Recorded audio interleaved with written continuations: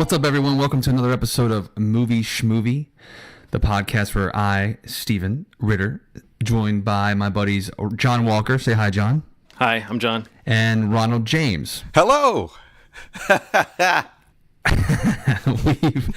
we've got Ronald's the wacky one. Yeah.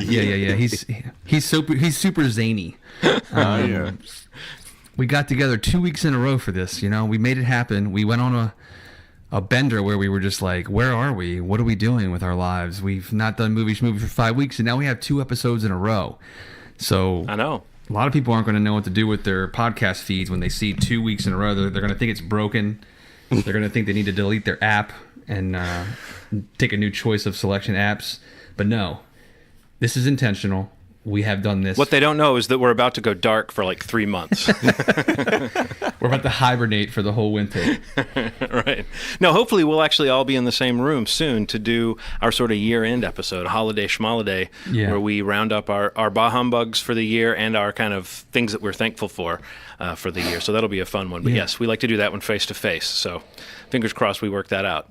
But we're here tonight to talk about a very specific topic, a movie that we all saw that's coming out, I think, the day this podcast comes out. So that's always an exciting thing. That would be correct, John. You are right in that statement. What's the movie, Ronald? Tell everybody what the movie is.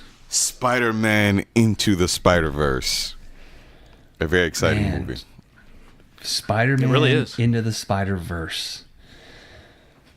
Yeah. 2 hyphens and a colon. It's a lot. I guess it is. It's like they're stepping. Wow. They're going into Mission Impossible territory with their titles and the punctuation. It's dub hyph. If you didn't know anything about comics, or if you didn't really know anything about the kind of lore that this movie is springing from, I think this name would be utterly confounding. You know, in fact, I myself, every time I look at it, it almost seems like it's a video game or it's the name of a comic. What was your experience, Steve, of this character? I know Ronald and I had a little bit of an acquaintance with the version of Spider-Man that's in this movie, Miles Morales, before seeing it. But what was your knowledge of this version of the character? I mean, I'll be honest with you. I don't know a lot about this version. I don't know a lot about Miles Morales. I don't know the whole Spider-Verse or how they fractured the different timelines to have different or the time-space continuums, whatever you want to call them, to explore different kinds of Spider-Men and Spider-Women. Spider-folk. Spider-folk.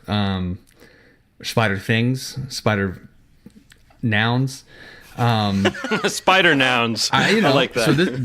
So I don't really have much exposure to it. I mean, my exposure has simply been Peter Parker and mainly the incarnations that have been on the big screen and, you know, the animated series I used to really love, and very minimal exposure to the comics, even as it pertains to Peter Parker.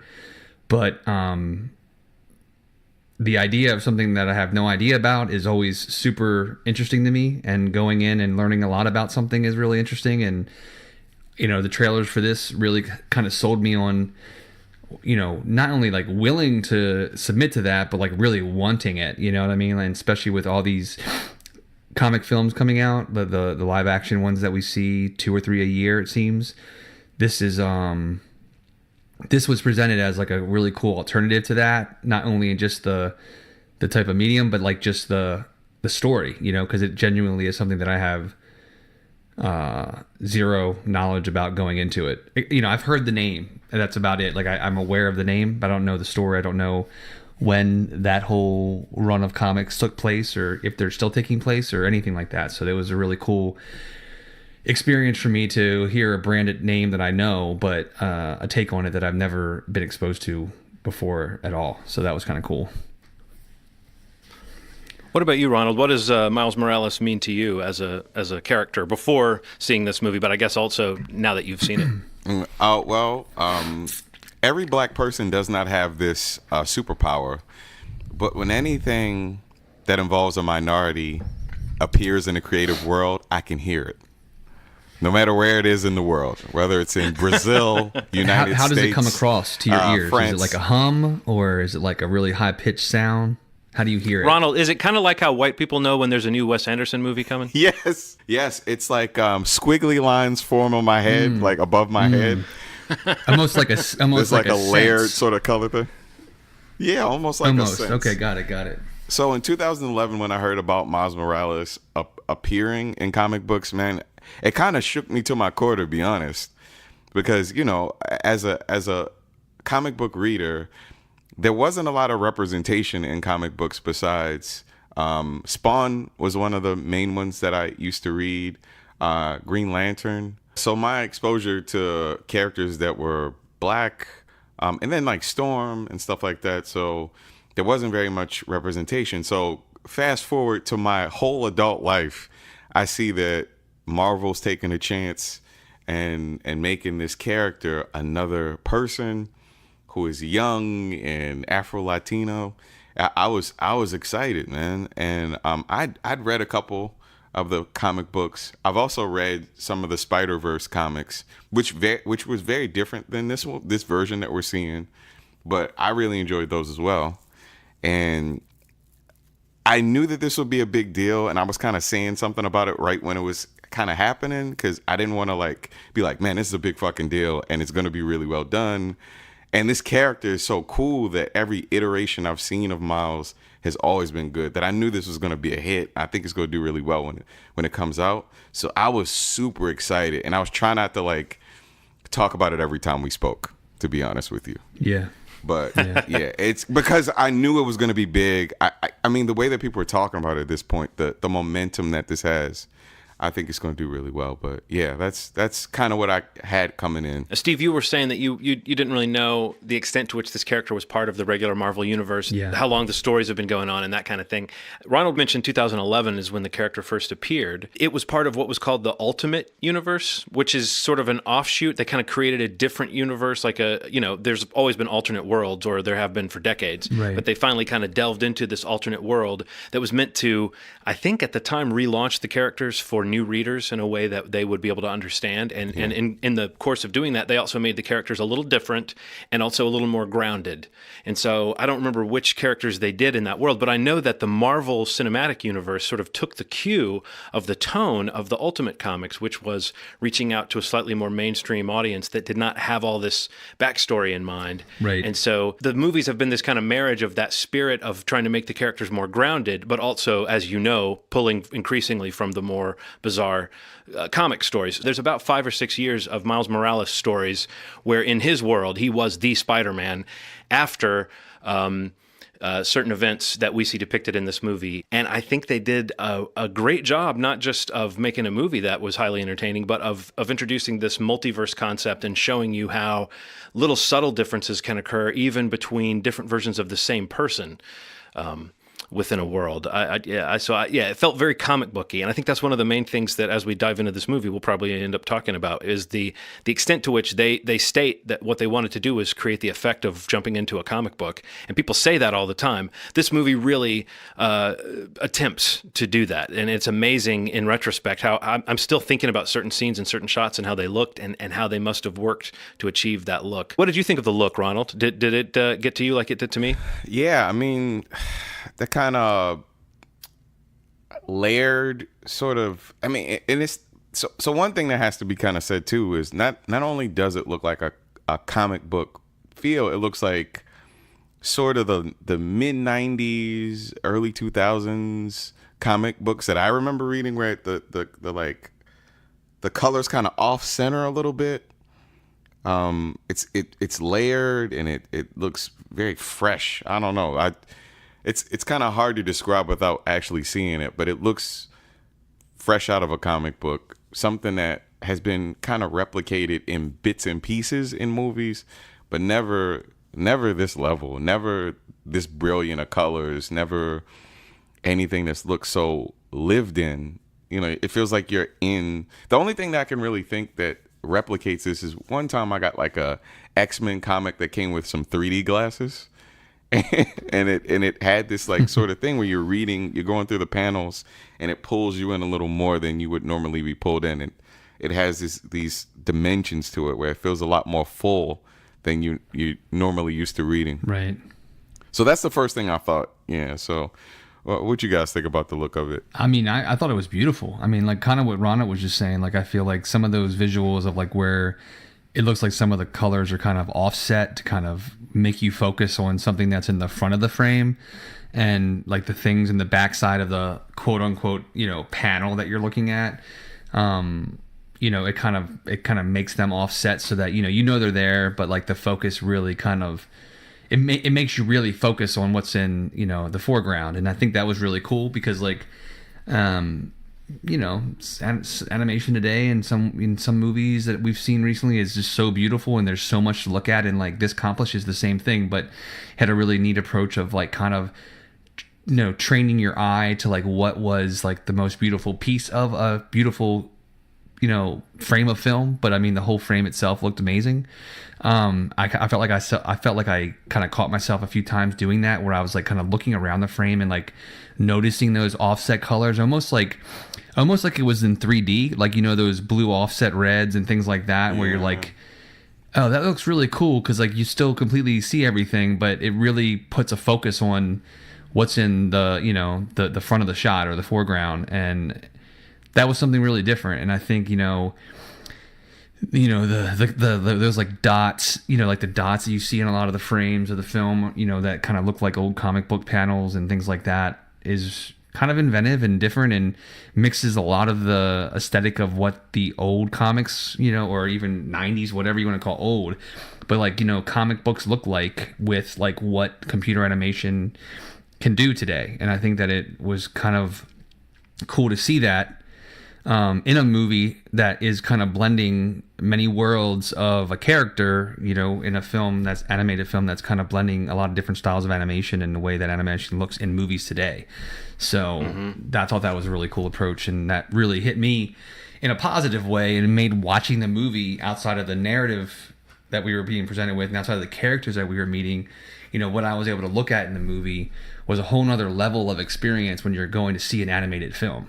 And that was like something that this movie just completely succeeds on, in my opinion. In the early moments of this movie, I was wondering if I was going to be exhausted by it, because I was just looking around every frame and trying to find all these details, and I was noticing those little effects, like you mentioned, where the background is not just kind of out of focus the way it might be in a regular film shot, but almost like doubled and out of focus to the extent where I would think, man, if I was an audience member who wasn't signing on for this slightly experimental look, I might think there was something wrong with the image. I was really impressed with how bold it was, and I was sort of shocked that the studio let them take this. It's kind of an experimental thing to do anyway, to say we're going to do an animated Spider-Man movie. We're not just going to do a different Spider-Man than the one you're used to. We're also going to do an animated version of it, and we're also going to make it a wild new thing in terms of how it looks, with the halftone dots and the offset printing. But beyond that, it's not so much that it looks like a comic book as that it just,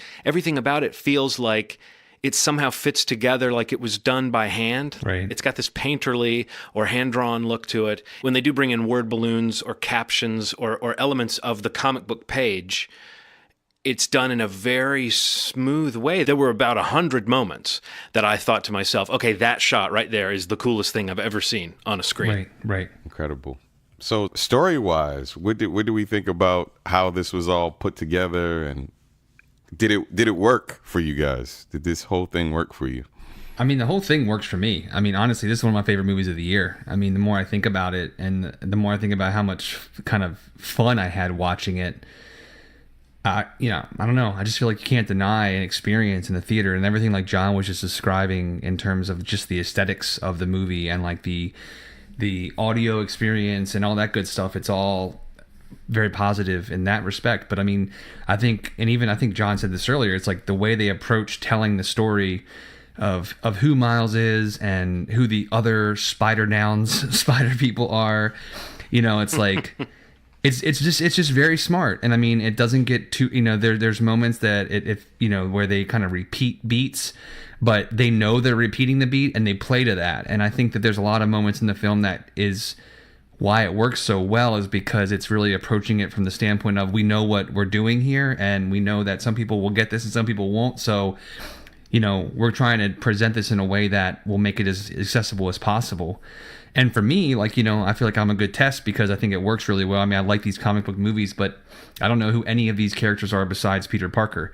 So, I mean, it's kind of cool to see Peter Parker or to see a representation of Peter Parker on the screen and still be introduced to other characters that have their own arc, have their own story, have their own importance in their own worlds and in Miles's world. And even characters like Gwen Stacy, but a different version of Gwen Stacy than has been seen on screen. Yeah, to have a whole different version of that is so cool. And I don't know, I just think the story is so good and it's so engaging, and I really care about the characters. I care about all of these spider people that we get introduced to, and it makes me interested to learn more about them. And I think the story is so fast paced and it moves at such a quick clip that it doesn't really have a moment to hesitate, to stop and make me lose interest, which is, I think, good for an animated film about Spider-Man coming out, in a year where 3 other superhero movies at least come out.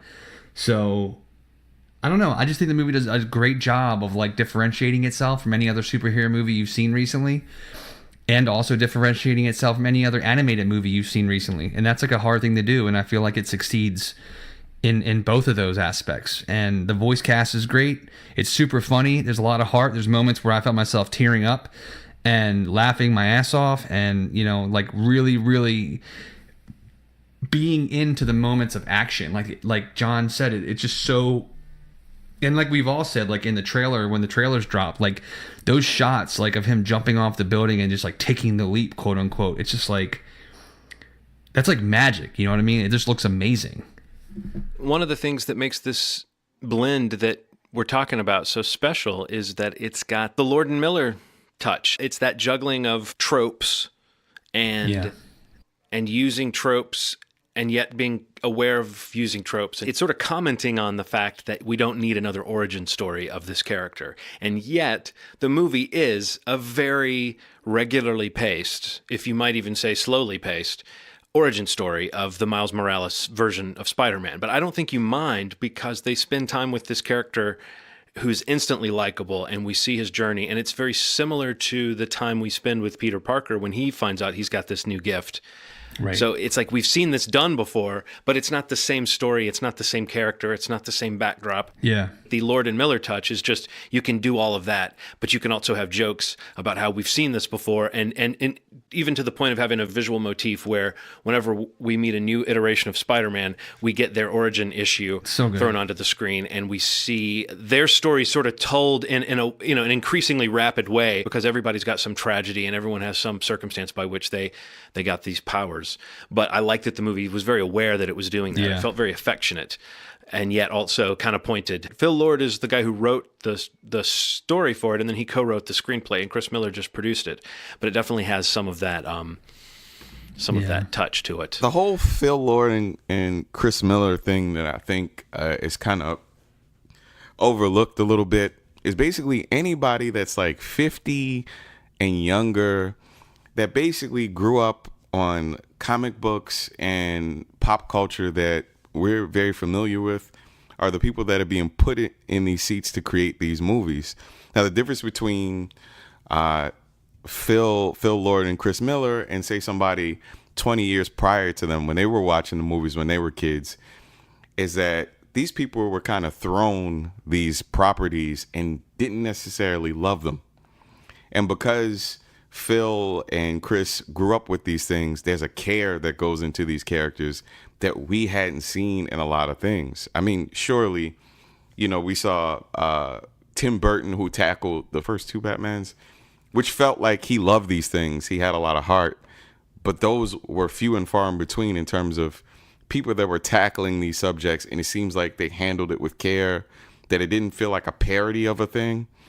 And you can be in a world that's really silly and not feel like you're parodying it. And I feel like they found this cool mix where you can do both really serious, heartfelt things and parody the things kind of even still.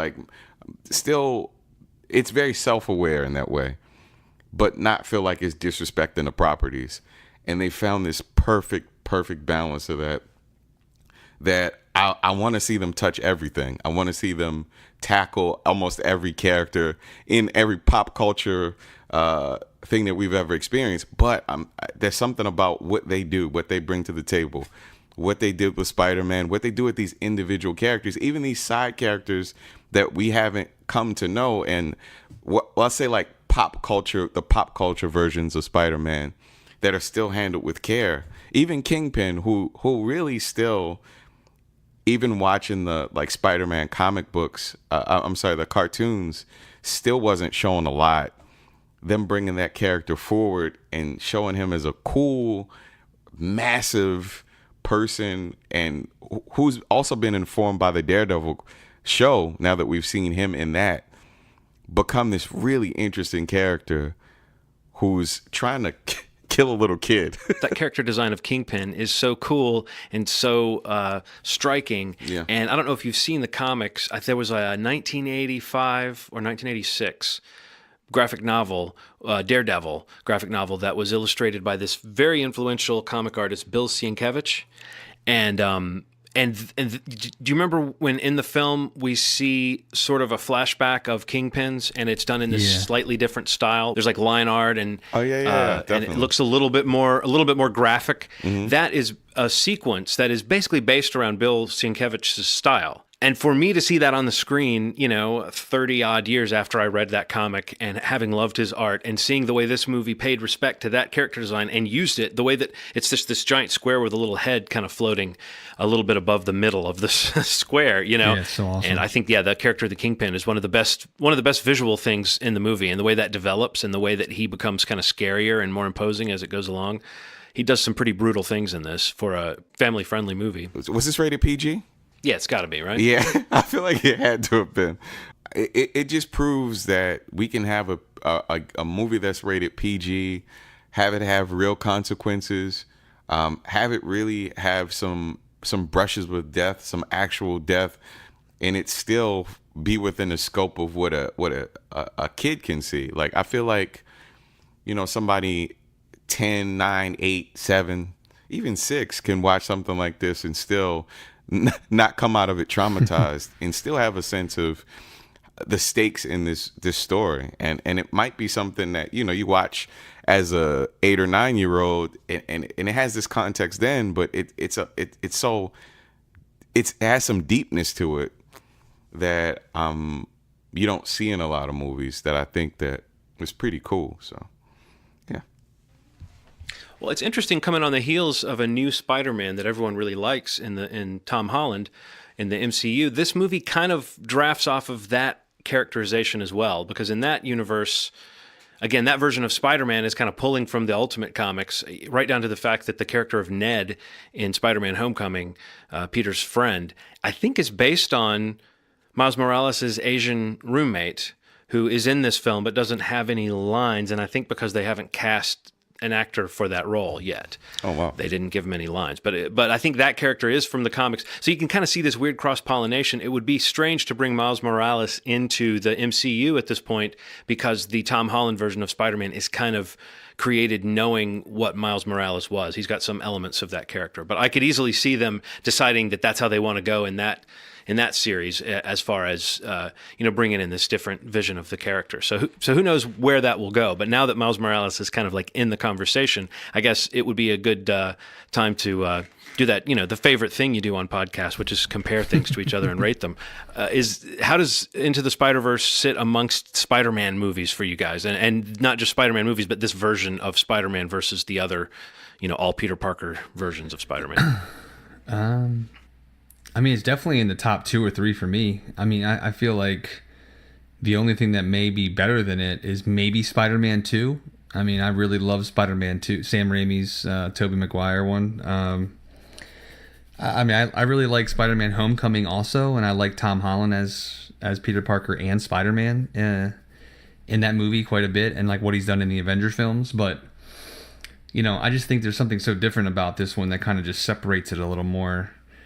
That it's up there, man. Like it's pretty. I mean, I don't know, because there's so many spider people in it. I don't know that Miles gets as much. I mean, there's plenty of stuff there for Miles, but like, I think there's a lot of work being done by some of the other voice casts, and like, the Peter Parker character, even in this one, and where those other Peter Parkers, get the whole film to themselves. So there's a little more going on story wise. But I mean, for what they accomplish in just under 2 hours in this, with having 4 or 5 different versions of this of a superhero on the screen is really cool. And I mean, that said, it's probably like, it's probably maybe my first, I don't know, man. It's like, it's up there. The only one that really makes me think is Spider-Man 2. I just really like Spider-Man 2 a lot.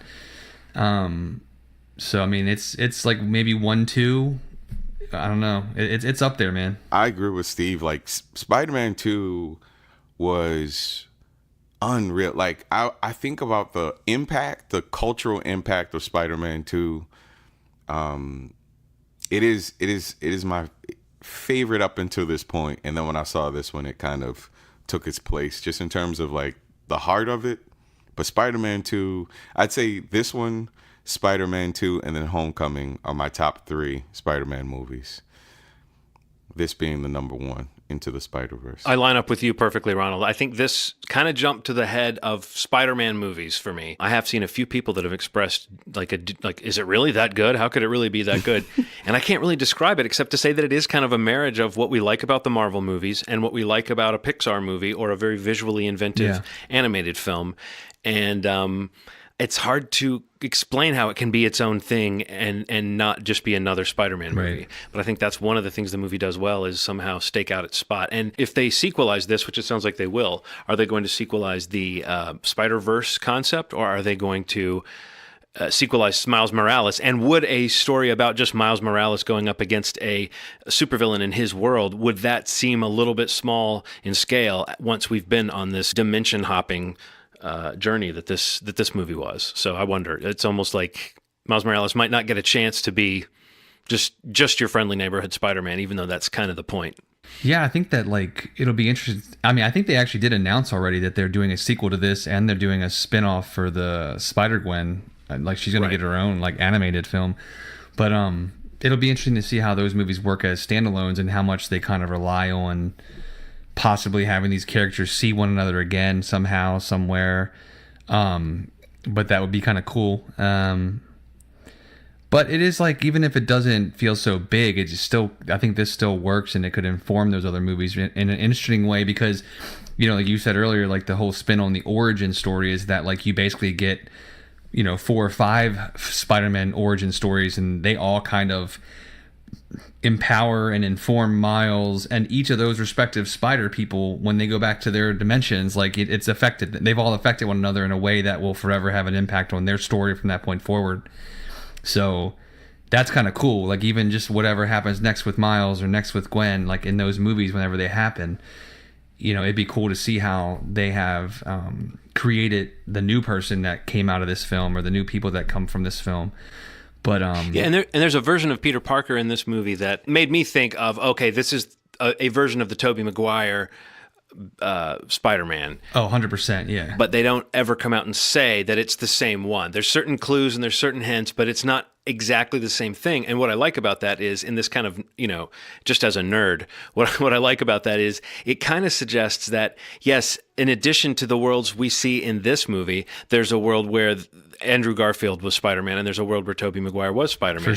For sure. Like in a strange way, even though this is an animated movie and it's not trying to connect to any of those things, this actually says that there are all these different versions of Spider-Man, including the ones that we've seen before. So it's great. It's great. Well, can we do a tiny little spoiler section here at the end, just because I think there's certain things that should be surprises for people that I would like to just mention with you guys, or see what you thought of them before we wrap it up.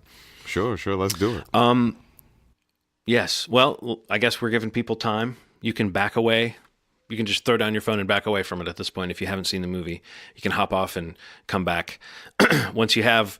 But I just want to know what you guys thought of the whole kind of switcheroo surprise. Did you know, Steve, going in, that the version of Spider-Man that we met at the beginning of the film was going to die in order for Miles Morales to become Spider-Man? And did you realize, as I did not until this movie was over, that Chris Pine was actually the voice of the first Spider-Man? Was that a surprise to you?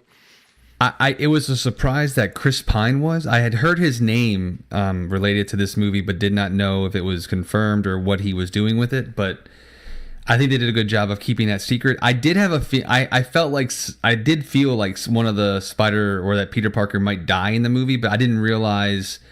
I think they did a really good job of keeping Peter Parker and Peter B. Parker separate. And I thought that was really a great marketing angle because all of the marketing has Jake in it and nothing has Chris Pine. Yeah, so I thought that was a really kind of cool kick to the movie to be like, oh, who's that voice? And then, you really kind of buy into that character a little bit there in the beginning. And it's kind of shocking that happens. That was the best version of Spider-Man. Do you know what I mean? Like that was the version that had the tech and that was heroic and was doing the right thing and didn't have this kind of like sad sack quality that the Jake Johnson version did. But I thought that made it just funnier that it's Chris Pine and then Jake Johnson. And I loved that the hair color was different. It just was such an interesting idea to say that, the same person in two different dimensions might be the same person, but they won't be exactly the same in all these key ways. I thought that was a really cool thing. It was extra mind-bending to me to be like, oh, it's not even the same voice, but it's still the same guy.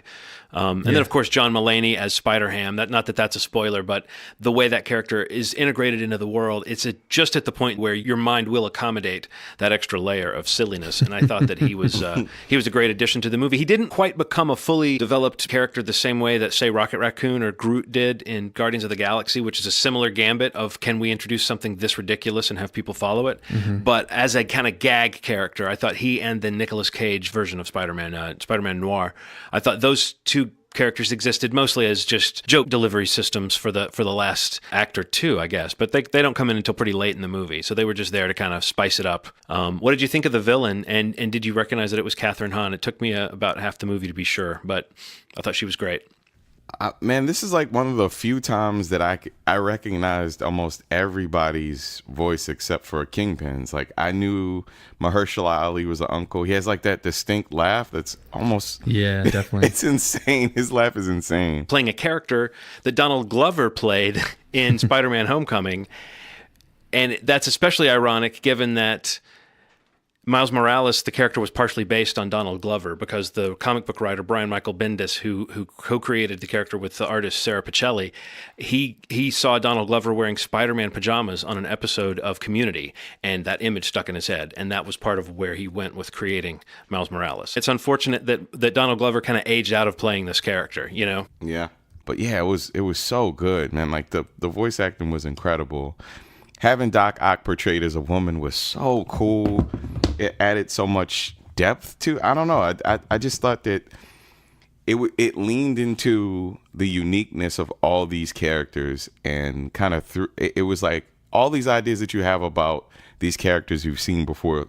Throw those away, and we're gonna add these layers of coolness to all of them. None of them felt forced. None of the choices felt forced, which I really liked. Yeah. And all of the villains felt very dangerous, which was cool too, man. None of them felt weak. That was really cool. Yeah, I thought that was a great surprise too, that she popped up when she did, and that she became this recognizable villain, and that you realize, oh wait, I'm not looking at like Dr. She-Octopus, and I'm not looking at Dr. Octopus's daughter. I'm looking at this universe's version of Dr. Octopus. I thought that was really cool, or at least once that dawned on me, it really struck me as another bold decision. And then I guess that character is kind of undercut by a very funny gag of how she's taken out at the end of the movie. But it was a visual feast, and so her powers or her tentacles were very fun to watch, and the way they were animated, it was done with a lot of imagination, just like everything in the whole movie was. And at the end, when it is going crazy, and you have that kind of really painterly, sketchy, like really iridescent colors, like bright pink and bright blue, kind of flashing around and everything, that was so crazy that it was this perfect marriage of an actual literal world that you're seeing on screen and something that really does look like, spray paint, or really does look like someone's painting or it was great how it occupied that space. It never felt like you weren't invested in this world, but it was constantly reminding you of how artificial it was. And I like how that was amped up in the ending. And I thought it was, did you guys catch who the voice was of the post-credit stinger? The version of Spider-Man that's in that? Oscar Isaac? Yeah, Oscar Isaac, and it's Spider-Man 2099 from the comics, who I think has existed in the 90s. I don't know how long that comic ran. I mean, as post-credit stingers go, I laughed at that one. I did not catch the reference that it was Spider-Man 2099 until I read that somewhere. But I did think, who's that voice? And it did, once again, that's like Chris Pine being in there. Oscar Isaac doing this just kind of shows that, okay, if they do expand this, that's another person who seems like they would be ready to play. Mm-hmm. I'd be interested to see them do another one. Would you want it to be a Spider-Verse movie, or would you want it to be a Miles Morales movie? At the way this movie ended it felt like... we had kind of seen everybody have some form of an arc, even though Spider-Ham saying that he or the Spider-Man Noir had an arc would be stretching it. I don't mind. I don't want a whole Spider-Verse storyline, but I don't mind them referencing some of the, the aftermath of the things that happened in this film. But I don't think I want to see a whole Spider-Verse story dedicated to a whole movie. But I would love to see just a solely a Miles Morales movie in this world in New York in this current time. And if some of the people from the Spider-Verse show up, then so be it. But again, not a whole story. What would you like to see most, Steve? Do you want to see the things that they've announced, or do you want to see the Miles Morales movie that Ronald's talking about, or would you like to see a more direct sequel to this movie that brings in, even more crazy different versions of the character? I don't want them to like rely on this angle of like the Spider-Verse, but I mean, I have a feeling that it's going to be something that is kind of mined a little more, whether it's the same characters or different characters. I have a feeling it would probably be more along the lines of the same characters. But I guess I'd probably be more interested in just seeing more of a Miles Morales film that maybe some of these characters pop back up in somehow, or cross over in somehow, or meanwhile in whatever, like this is what's happening kind of thing. That might be interesting, but I don't know. I'm curious how deep they go with it, because I mean, I'm also partly curious to see how well it does. I remember we talked about this before, and I kind of was making comment that I kind of feel like it's going to be... I'm worried that it might... Well, even then, before seeing it, I was kind of like worried that it would underperform, considering that it looked really good. But even seeing the movie, like I feel like the word of mouth is good, and it will be good, and like critic response has been great. But I mean, the movie's like tracking kind of low, and I'm just really curious to see if it's kind of like the odd man out with all of these big winter Christmas releases. But I guess that'll dictate how deep they go into this Sony Spider world. Venom was huge, and they're gonna do that whole thing, and they're gonna make their own decisions with that. And I mean, that's all Sony still too. So I mean, this might be an opportunity for them to have another type of thing going if this movie makes enough money. You think the look hurts it at the box office? The fact that it's a little different than anything people have seen? It might hurt it, and I mean, it might be that, I don't know, it might be that it's really testing whether like the superhero comic movie works in an animated style. I mean, like you can say The Incredibles is one thing, but that's also a Pixar film, and that's also Disney, and I don't know. Like I guess it's really going to test whether people want to see an animated movie about superheroes, or do they want to see the live action superheroes that star like their favorite actors and actresses and things like that. Because it is kind of like one of the first like major tests for that kind of thing. Like, sure, there's tons of animated films that do well that have like huge stars voicing it, but I mean, they're really leveraging IP that is really, comic gold. And, they see that working in live action comic franchises, and, it's kind of like a test to see if these will work. Like all the DC animated films, like a lot of them are really good, but they don't ever come out in theaters. They go right to, they go to physical media, video on demand. Like they don't really get much of a release, but a lot of them are really good.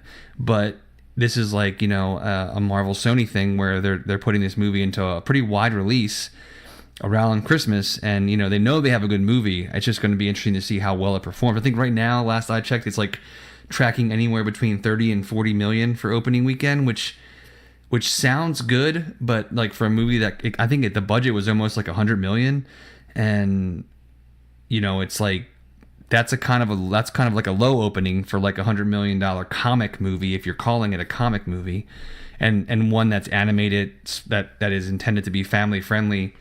That sounds kind of low. Yeah, that is low. But it could have like great word of mouth. It could hold over the holidays, which is what they're banking on, I'm sure. And I mean, they've got to have some sort of feeling because, like I said, I think they've announced those 2 sequels already. And, you know, if they happen, it'll be really dependent on this movie doing well enough to warrant it. So I don't know. I hope it happens. I love this movie. I would watch whatever they put out next. I mean, whether it's Spider-Verse stuff or Miles stuff or Gwen stuff, or I would trust it enough to be curious to see what they come up with next, and I'd be happy and anxious to see it. I don't know which one of you guys it was that said at one point, maybe we were talking about this movie, maybe we were talking about something else. You were just talking about how unshackled, like, superhero, fantasy, sci-fi filmmaking can be if it's animated, because they're not trying to blend real and fake.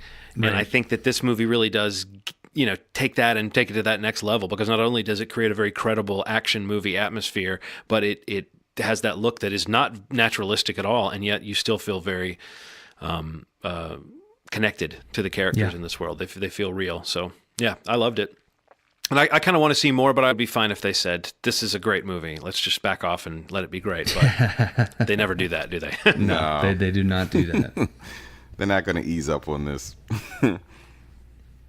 Well, it's in theaters today, so anybody listening to this, if you listen to it and are on the fence, and hopefully you didn't listen through this far and hear a spoiler, obviously all 3 of us are saying this is a very strong go ahead and see this movie, because we all really, really enjoyed it. So check it out while it's in theaters, especially. Try to see it on the biggest screen you can.